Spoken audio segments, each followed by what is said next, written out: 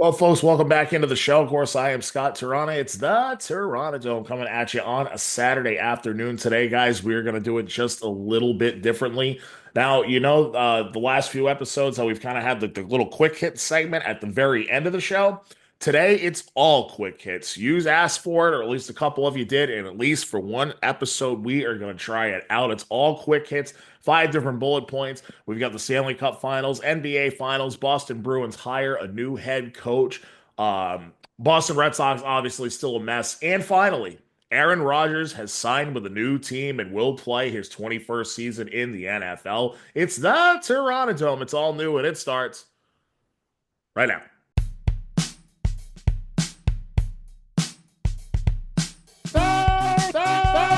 Terranadome. Minnesota was doomed from the start.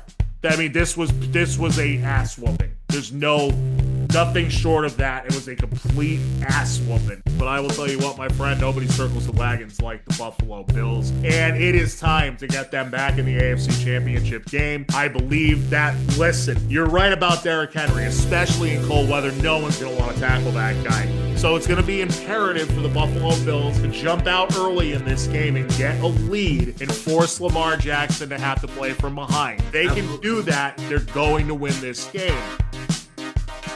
Mention things that we love to hear, like we're getting the entitlement out of our team, and we're going to earn the opportunity to come into this building every day. I absolutely love that. One thing I will say for sure, yes, they definitely need to go and spend some friggin' money. They're going to have the most cap space in the league, and I'm going to kill them every week on this show until they spend money. Known as fair square throughout my years, so I growl at the living foul. Black to the bone, my home is your home. Well, welcome to Terranadome. Terranadome, and it starts right now. And welcome back into the show, folks. Of course, I am Scott Terrana. It's the Terranadome. It is another rainy weekend here in New England. I believe it's the 12th Saturday in a row that it has rained. Friggin' unbelievable, right? But we're not here to really talk about the weather. We're here to talk about some quick hits.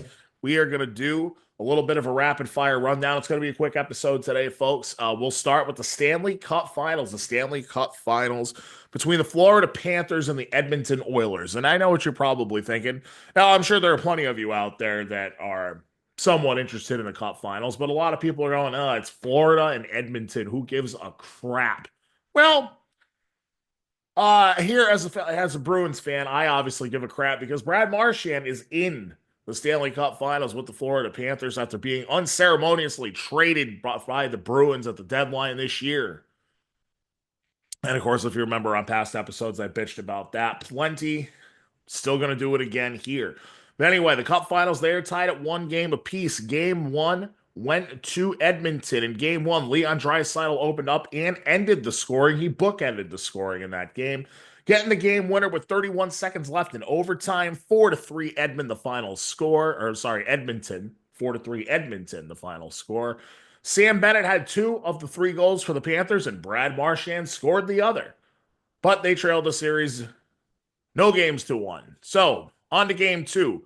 This time it's a shorthanded breakaway goal by Marchand. Couldn't score on that one 2 years ago, could you, pal? But he does it here, wins it for the Panthers 5-4 in double overtime. He also did that for the Bruins in the Cup Final on this exact same date, June 6th, 14 years ago in 2011, as they would go on to beat the Vancouver Canucks in that series, of course, in 7 games. Now, in a taped interview before this game, Marchand said I never really wanted to leave Boston.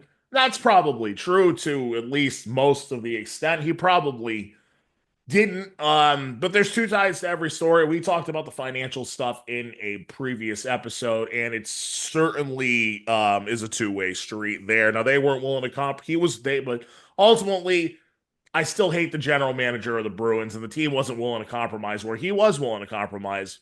So I believe him.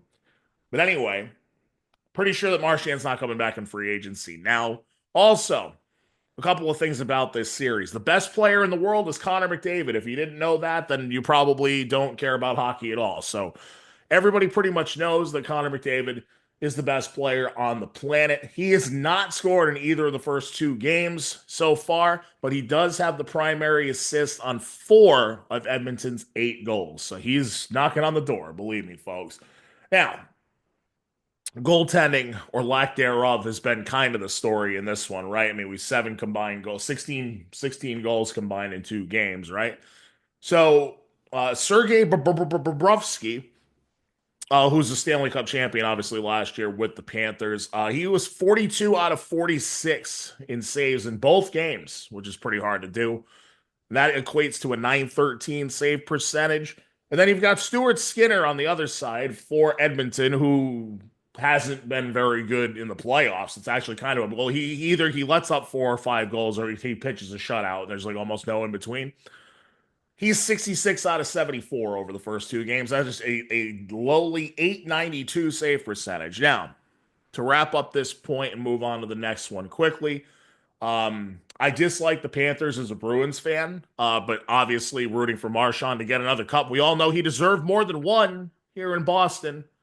You could argue they should have won 4, at least 3, but the one is what he got. But the best outcome for the sport is probably for the Edmonton Oilers to win this thing, right? It would probably be better to bring the cup back home to Canada after 32 years and have the best player on the planet hoist that cup as the captain of the winning team, because you know that they would just use that in their promos and, you know, it's the cup and all this stuff. They would use that for decades if Connor McDavid was ever able to hoist that Stanley Cup. I think that would be the best outcome for the sport. What do I think will happen? Panthers in 7. Panthers are more composed, been there before. Of course, this is a rematch of last year's finals, right? But I think it's the Panthers. Sorry, guys. Just think it's going to be the Panthers. That is topic number 1. We are already moving on to the next topic in the Quick Hits episode of the Terrana. What is he doing now? Oh, okay. Oh, I hate cats. I hate cats, but I have 2 of them. Yeah, anyway. I don't hate him, but like, stop being annoying when I'm in the middle of my show. Last week he's throwing up, and this week he's scratching stuff, and usually they take a dump when I'm doing the show too. Anyway, that's enough about my life. So NBA Finals, guys. Game 2 tonight, by the way. I believe it's at 8:30. Very convenient for old heads that want to watch the whole game, and they'd have to be up till 11 or 11:30 to do it. Surprisingly, the Indiana Pacers, first of all, it's a surprising series at all, right? The Pacers versus the Oklahoma City Thunder. Indiana shocks Oklahoma City on the road. They get the game-winning shot from Tyrese Halliburton with 0.3 seconds left, which Halliburton's been doing all year, by the way. And the Pacers have been doing fourth quarter comebacks all year. They take the 1-0 lead in the NBA Finals on the road. One thing I will say about the Indiana Pacers, just to tie it back into New England here and the Boston Celtics, this does kind of kill that narrative that the Celtics had the easiest road ever to get to the finals last year, right? They swept this Indiana team, which tells you how dominant the Celtics truly were, because this Pacers team this year has almost the same roster, and it does have the same coach, right? Now, granted, I think all 3 out of those 4 games were close last year, if I remember correctly. But Indiana's Cinderella run of now shocking the world is just 3 wins away from a championship. Nobody would have ever called this coming into the playoffs. Nobody. Nobody would have ever expected they would have even made it to the Eastern Conference Finals. Never mind this. So, Indiana down 94-79 with 9:42 left in the game. Now, almost 10 minutes of basketball. That's a pretty good amount of time. They were still down 108-99. They were down 9 points with under 3 minutes to go. They came back and won it 111-110, the final. For the Pacers, 6 players in double figures, but no one had more than 19 points. That was Pascal Siakam. They went 46% from 3. I believe they were 18 out of 39 from 3. That's a damn good percentage. You're going to win most nights if you're shooting that well from beyond the arc. And Shai Gilgeous-Alexander, some have called him a free throw merchant. He didn't have that many free throws in this game because he took 30 shots. 30. Tried to put the team on his back, and he almost got it done. 14 out of 30 from the field for Shai Gilgeous-Alexander with 38 points. 3 out of 6 from three-point range, 5 rebounds, 3 assists, 3 steals, and somehow in 39 minutes, only 2 fouls and only 2 turnovers. That kid is a damn good player. Even if he is a free throw merchant, we've seen some evidence of that, but the kid is damn good. I'm not, but we've made the point on the show that he didn't deserve MVP this year, but he doesn't mean it doesn't mean he's not a damn good player. Shea Gilgeous-Alexander going to be a name for a long time in the league. And normally I would point to inexperience causing a late collapse like that, but Indiana's been making comebacks like this all year long, as I said before. Ultimately, I still think it's Oklahoma City, sorry, OKC's series, and I still think they'll win it. But I will change my tone if they don't win game 2 tonight. They already in a must-win situation because this Indiana team is clearly poised. They are not shaken by any circumstance here. And that may give them the advantage. Ultimately, it's just a matter of is Oklahoma City's talent really that much better? We'll find out. But if there's one thing we've seen in these playoffs so far, it's that the home team losing both games to open a series is a death blow. It happened to the Cavaliers against these Pacers. It happened to the Celtics against the Knicks. And I believe it happened to, yeah, it happened also, obviously happened to the Minnesota Timberwolves against Oklahoma City in the last round. So you're saying, Scott, you're talking about the Indiana Pacers and the Oklahoma City Thunder. That seems kind of boring. Other people would agree with you guys, and I'll tell you why. Quote, this is from, I believe, Awful Announcing in Yahoo, but here we go. Game 1 of the 2025 NBA Finals between the Indiana Pacers and Oklahoma City Thunder averaged a 4.7 rating and only 8.91 million viewers, making it the least watched Game 1 of a final since 1988, excluding the BS COVID-19 years, of course. This represents a decline of 18% in ratings and 19% in viewership compared to last year's opener, which featured the Boston Celtics against the Dallas Mavericks. So there you go. It's real, but it does prove that they aren't exactly rigging these playoff games, are they, right? The NBA definitely fixes and rigs that draft lottery. We've been over that. That is the truth. We're also about to have the 7th different champion in the last 7 years. They are not rigging these playoff games. They are letting it play out. And it makes for a good product. I mean, but it's just me. And I've gone out of focus here, and I don't know how long I've been out of focus for. So hang on. That's great. Don't know how long that's been going on for. I'm sure somebody will tell me in the comments. But for people that just love the game, and I'm not saying I love this current product, but the NBA playoff product as a whole is much better than the regular season product. It's one I'll be tuning into tonight as I watch the Red Sox probably screw Garrett Crochet out of another good performance, and they'll probably lose, I don't know, 4-2 or something like that. And Crochet will let up 2 runs, and then something will happen. They'll blow it later on. But I'll probably be tuning in anyway to the finals because I don't think I've got a lot going on tonight. So that's okay, though. We are moving on to topic number 3, folks. It's the quick hits episode of the Terranadome. My name's Scott Terrana, of course. You can hit that like, subscribe button. You could even hit the thumbs down on the video. I know a couple of you have been doing that. I think it's adorable. Just evening things out. But the comments that we've been getting lately have been really awesome. So I appreciate you guys for that. Thank you. So here we go. Topic number 3, Boston Bruins. Last team in the coaching cycle to hire a head coach, but they do. It's former forward Marco Sturm, 46 years old, from Germany. He is the 30th head coach in franchise history and the 4th in 11 years under Don Sweeney as the general manager. Of course, he inherited Claude Julien and fired him immediately. Then it was Bruce Cassidy, who was the most successful. Jim Montgomery had a short turn here as well, 2 years and a handful of games, and he was gone. And now it's Marco Sturm's chance. So, Marco Sturm from, I believe, Dolphin Gang, Germany. I don't know. I knew that earlier. It's a funny name, but I think I screwed it up. Sturm as a player here for Boston, had 193 points in, I believe, 302 games with the Bruins from 2005 to 2010, including the game winner of the 2009 Winter Classic at Fenway Park. That one has been replayed plenty of times over the last 15 years. You've definitely seen that highlight at some point. He also coached the past 2 seasons for the LA Kings AHL affiliate. And he also coached the German national team to a silver medal in the 2018 Olympics. So he's worked with younger players. This team is going to have a lot of younger players on it next season. So it kind of makes sense why they went with Sturm. And I like him personally, but I almost feel bad that he got this job at this time as well. Because this general manager, Don Sweeney, loves to fire coaches to cover up for his own shortcomings. He sucks. I cannot stand Don Sweeney.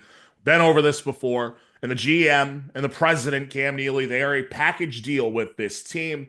And they just received a full vote of confidence from the team's principal owner, Charlie Jacobs, which essentially means they have 1 year to turn it around because that's usually how the full vote of confidence goes, right? So they probably have 1 year to turn this thing around, and then they're probably going to be gone. Hopefully, Sturm can do fairly well in his first season. I mean, depending on what they do, you can't really reasonably expect them to be like a playoff team. But I will say this, and again, unless this roster changes drastically, I'm not sure there's much he can do. I expect a lot of these kids that were acquired during last year's trade deadline to be up and in the mix this year. And also, the Bruins are going to have, according to Spotrac, 25, just shy of 25.5 million in cap space, which is the ninth most in the league. They did say at the exit, interviews or whatever at the end of last season, they did say this will be a retooling, not a rebuild. We'll see if they're right. They better be right, or in 2 years from now, we're going to have a new team president and a new general manager. So they better be right. I like Marco Sturm. I kind of like the hire. I do like the hire. I just hope it works out for his sake. And we got to be better than we were last year, Boston Bruins fans. We can't. It's been odd to see how fast things have fallen here, really, in Boston. If you think about it, and I know fans of other franchises and other markets not going to feel bad for us in the least bit, right? But besides the Celtics, like the Patriots fell off a cliff, and it took them about 3 years to do it. From when Brady left or whatever. Yeah, it took 3 or 4 years for that to happen. Red Sox have been a dumpster fire almost completely since 2018, save for 2021 and the fever dream that they had. The Celtics are now all of a sudden in limbo because Jason Tatum just blew up his Achilles, and we don't know what he's going to be when he comes back. We don't know what the team's going to look like next year. They may not even be a playoff team. And you got this Bruins team that's flailing right now. So things have certainly, it's no longer title town here. That's what I'll say. So, and I know a lot of people are absolutely fine with that. So we just alluded to the Red Sox. This is going to be a quick episode today, guys, because we are already on to talking point number 4 in the quick hits episode of the Terranadome here on a Saturday, June 7th. The Boston Red Sox, they continue to be largely bad. Sometimes dumpster fire-esque. Is there a solution at this point? That's the question. Is there a solution? Is there a cut and dry thing that you can point to be like, yeah, that'll fix this team? I'm going to give you a series of points as to why there is no direct solution, right? So here we go. This team has a 7.06 ERA in the first inning of games this year. A 7.06 ERA. I can tell you why. It's because the Andrew Bailey, pitching coach of the Red Sox, the Andrew Bailey method does not work anymore. It's not working anymore. This method is to not, basically that the philosophy is don't trust your fastball right out of the gate. Don't trust your fastball right out of the gate. Throw your secondary stuff first to keep them off balance. Well, guess what? It's been a year and like a third, because there's 64 games in now, to almost a year and a half of this philosophy, which it worked at the beginning of last year, but then guys started to break down as they hit their career innings limits, And like we still haven't seen Cutter Crawford this year. We haven't seen Tanner Houck in over a month. And granted, he was terrible too. But this philosophy is not working. They are not using their fat. The only person that it works for is Garrett Crochet because he's so damn good that they can just say, yeah, you go out and do your thing. We know that you got it. But they're trying to screw with the rest of these kids and these older guys. Like Walker Buehler just let up 7 last night in 2 innings. It's not working, guys. It's not working. So I think they got to take a long look in the mirror when it comes to Bailey. But I don't think they're going to be there yet. I mean, they're 30 and 34 overall, right? They're 30 and 34 overall through 64 games, which again is not good enough. But and this is I gotta think. I'll thank Brian Barrett, great Red Sox stat guy, former broadcaster for EEI too. Brian Barrett on X, which is really Twitter. He broke it down like this. He gives you these are good. These are numbers to chew on. Okay, so they're 30 and 34 overall, but they're 12 and 19 in their last 31 games. That's since May 2nd. They are 12 and 19 in their last 31. The starters have a 3 and 10 record in that stretch. And these are all starting pitching stats. They have thrown 145 and a third innings in those 31 games. By the way, that's well under 5 a start. That is worst in the majors.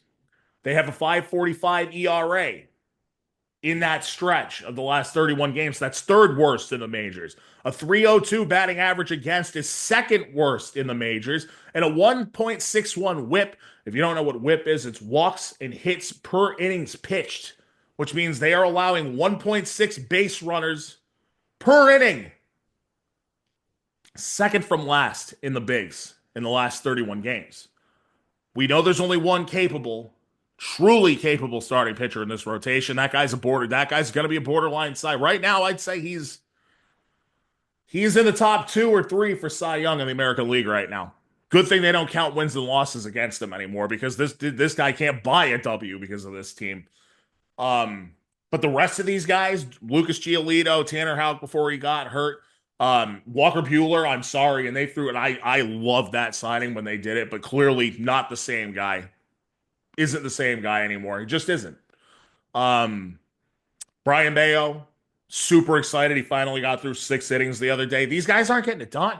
They're not getting it done. Hunter Dobbins has like a 4.22 or a 4.07 ERA or something since they put him in the rotation. Nobody ever was expecting anything out of that guy. Same goes for Richard Fitz. Coming into the year, these guys weren't supposed to be in your rotation. But the point is that everybody except Crochet is basically a number 5 starter. You're not going to be a winning team that way. You can't be. You just can't. So I know I've finagled the argument of trying to figure out a way to get Roman Anthony into this lineup, the number 1 consensus prospect in baseball, into this lineup.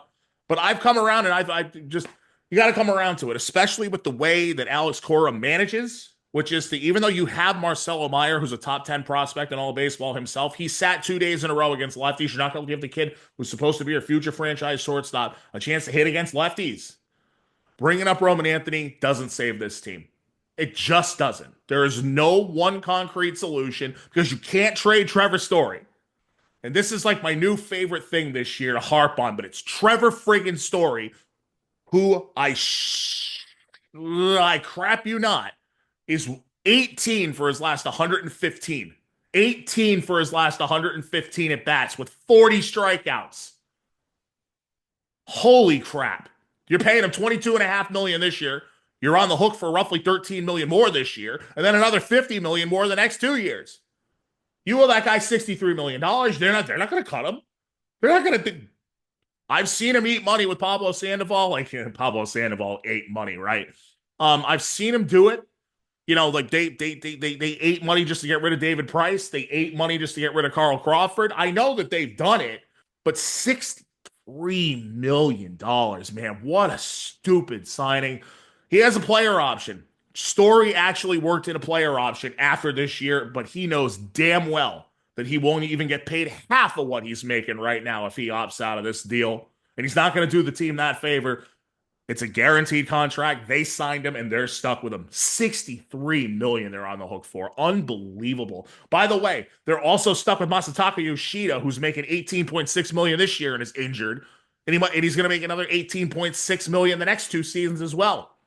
But at least with him, if you could ever find a way to somehow get him in the lineup, which is going to be hard to do when you got Devers sitting at DH now, right? If you could ever find a way to get Yoshida hitting, maybe you could flip him. Maybe. And you'd have to eat some of his salary too, but maybe you could flip him. But that's not really a current problem. But he's just toiling away because apparently he can hit. Apparently he's fine to hit. He just can't field. You weren't playing him in the field anyway. You didn't play him at all in the field last year. Oh boy, this team doesn't have one concrete. Just to answer the question, does not have one concrete solution. I think that it could even go the other way because we started hearing rumors this week of San Diego sniffing around Jarren Duran again, right? Duran's not a guy I want to trade, but, and I'm not saying it's going to happen, but let's say that this team is still under 500 in a month when they hit the All-Star break. Let's just say come July 10th or 11th, whatever it is, and they're still sitting here under 500, don't rule out a sell-off. Don't rule it out. Remember, Cora's got his guaranteed money too as a manager, and I know people want to float this out there, and he's not the same. He's not the same as he was when he had a loaded diesel, veteran-loaded team with plenty of its own leadership. His weaknesses have been exposed as well, but he's not getting fired. It's not going to happen. Alex Cora's not getting fired. But here's what I think could happen. You could see Duran, Bregman, Chapman for sure is going to get traded if they can't figure this out. Even Bueller, Bayo, Giolito, Willie Abreu, don't rule any of that out. Don't rule any of that out. They could sell off. I know they haven't really ever done it like fully when Cora's been the manager here. But you're talking about a team that's going to miss the playoffs. You can count the stupid COVID year if you want too. But 19, 20, 22, 23, and now 25. 5 out of the last 6 years. Not acceptable. Not acceptable, especially when they've built this thing up through their system. And a lot of these kids aren't here yet, right? Roman Anthony being the main one that's not here yet. But there's no one thing that is going to fix the 2025 Boston Red Sox. Speaking of another thing, as we move on to the final quick hit point of the Terranadome on Saturday, June 7th, Aaron Rodgers at 41 years old, he is going to play in his 21st season in the NFL. He has signed a 1-year contract with the Pittsburgh Steelers, believed to be worth at least $10 million. I'd be willing to bet it's probably more like 18 to 20. Well, guys, Aaron Rodgers didn't go full Favre after all. Kind of a bummer. I wanted him to go full Favre and just go to the Vikings, and then it would have been like the funniest thing ever. But that didn't happen. People will remember that the Jets were really bad with him last year. They finished 5-12. Aaron, as the starter, went 5-11, completed 63% of his passes, 3,897 yards, 28 touchdowns to 11 interceptions. I bet you didn't think he threw that many touchdowns. He actually finished off the season pretty well. 6.7 yards per attempt and 229.2 pass yards per game. All of those are actually better numbers than his final year in Green Bay. You can look it up. It's true. But he goes to the Steelers. Now, the Steelers are in that classic, like, no man's land spot where, like, you're just good enough to be a winning team, but you're not bad enough to bottom out and, like, get a franchise player at the top of the draft. They've been in this spot for a while now. Went 10-7 last year, got bounced in the first round. Actually, Mike Tomlin has been bounced, I think, 5 or 6 times in a row. I think 5 times in a row in the first round. They've gone one and done in the playoffs. Now, speaking of Tomlin, he's never had a losing season with Pittsburgh. It's well documented. He holds the longest streak of any coach of all time. He's had 3 500 seasons, which is no longer possible now. 2012, 2013, and 2019. But guys, what would be a better way for Aaron Rodgers to finish his career than to go to Pittsburgh and end Mike Tomlin's career in Pittsburgh by leading the Steelers to a 7-10 or 8-9 record? Because I can definitely see it happening, and I'll tell you why. Aaron Rodgers just wants to still be famous and in the limelight at this point, whether he acts like it or not. because in his last 34 games as a starting quarterback, his last 2 healthy seasons, Rodgers is just 13 and 21. 13 and 21.